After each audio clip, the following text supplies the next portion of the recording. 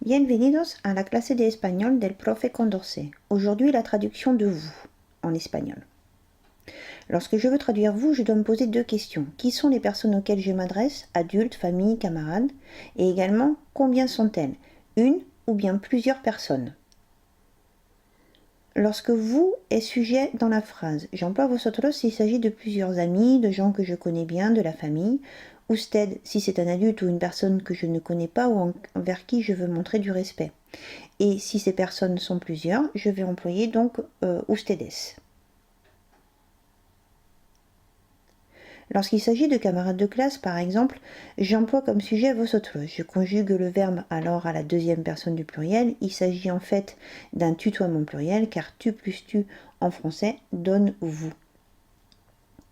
Si c'est un adulte, par exemple un professeur, j'utilise usted parce que je veux employer la formule de politesse, c'est-à-dire le véritable vouvoiement. Je conjugue alors le verbe à la troisième personne du singulier. Lorsque ces personnes sont deux, j'emploie le même sujet que je mets au pluriel, c'est-à-dire ustedes, et je mets également, bien sûr, le verbe à la troisième personne du pluriel. Si vous est un complément dans la phrase et que le verbe est pronominal, par exemple s'appeler, je m'adresse à un adulte dans la première phrase, donc le vous complément se traduira par c'est.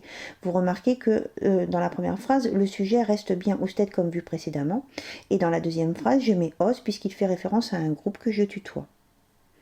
Si vous est un COD ou un COI et qu'il ne s'agit pas d'un verbe pronominal, j'emploierai les quand ce sera la formule de politesse, comme dans la première phrase où vous fait référence au directeur.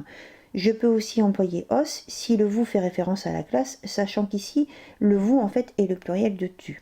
Vous pouvez maintenant faire votre carte mentale. Aliment. Created using Powtoon.